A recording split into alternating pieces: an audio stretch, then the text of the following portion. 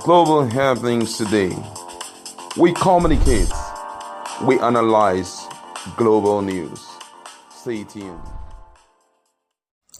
Hello, beautiful people. Welcome to Global Happenings to the YouTube channel. Finally, the North have chosen their preferred candidate few days to the elections, and of course, the Northern Elders Forum, one of the elder statesmen, have challenged El-Rufai on how he would deliver Bola Tinubu. All this you're going to find out in this news. But before we do that, kindly subscribe to our channel. Let's go straight into the news. Let's start with what the meeting that they had and what they have decided will be their preferred candidate.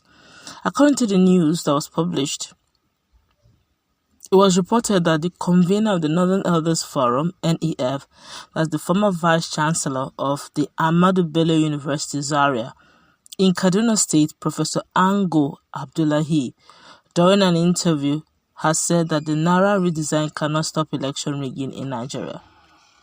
Recall that some months ago, Ango Abdullahi said the Northern Elders Forum, NEF, would unveil its preferred presidential candidate before the presidential election, and when he was asked if the NEF has chosen her candidate already, Ango Abdullahi said yes. He said, in a meeting we had some weeks ago, we chose our preferred candidate. We have reached that point, but I will not tell you who the person is for now. Northern Elders Forum is still discussing with other stakeholders from other parts of the country who are interested in the elections. Even today, we are having a meeting with the representatives of the Ohaneze Ndigbo in Abuja. When the interviewer asked, surprised that the Northern Elders Forum was having a meeting with Ohaneze, Ango said yes.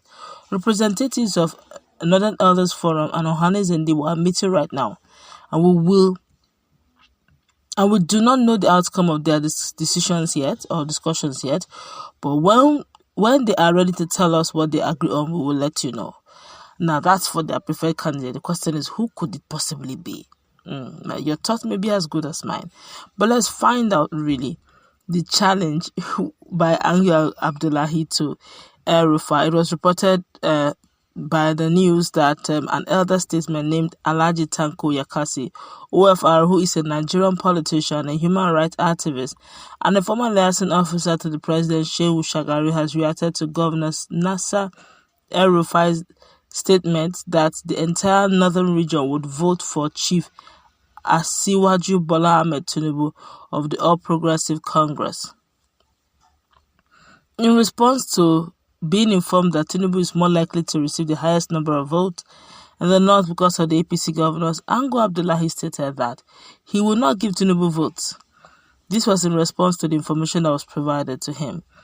He asked, do you think that as a direct result of the All Progressive Congress holding more state government in the north than any other party, the governors will vote for Bola Tinubu? Let's just hold our breath and see whether they can pull it off.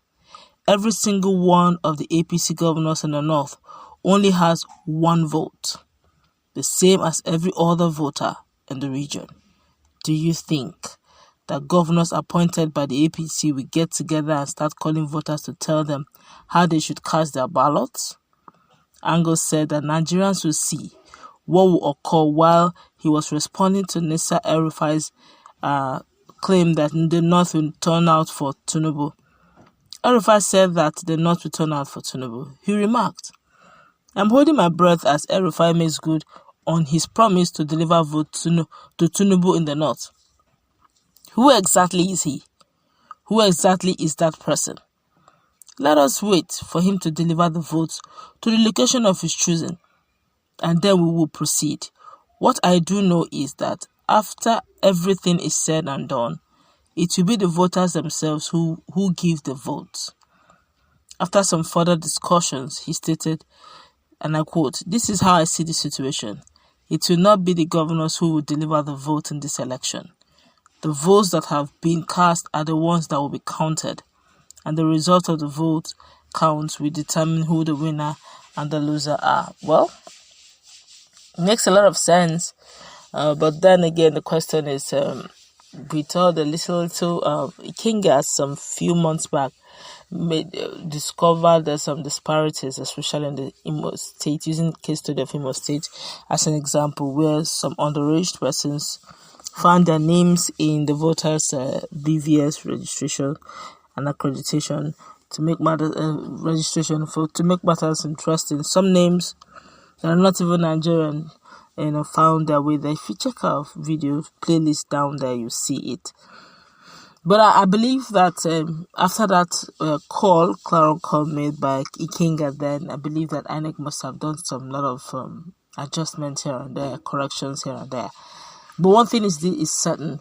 It may not be that kind of business as usual where you just snatch ballot paper and all that, because the truth is, after the whole process, they need to upload it online real time. And I really beseech on every Nigerian who is going to be there to be alert, watch the vote, ensure that it is uploaded in front of you, if possible, before you leave the polling unit, to guarantee it. So it's possible. I really don't know, like Angel said, that this time around it's not going to be business as usual, except of course maybe they have a way of giving monies or buying votes to the people. Even if you buy, I'm still cracking my head.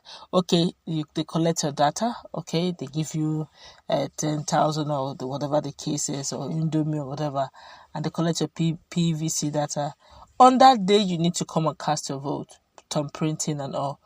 If the thumb print does not tally, okay, with what is in the BVAS, I don't think it will even upload or even accredit you.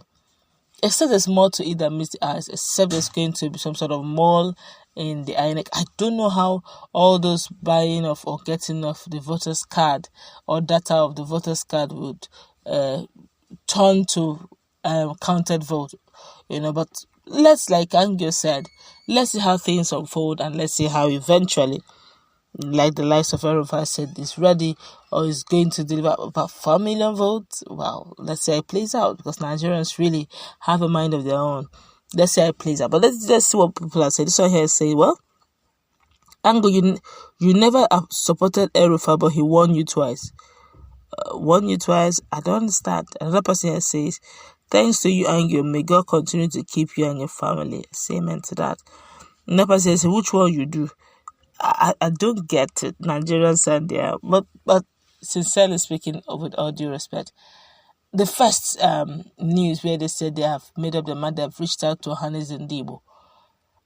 Personally, and I'm not saying that's what it is, I feel that maybe they are rooting for maybe Atiku.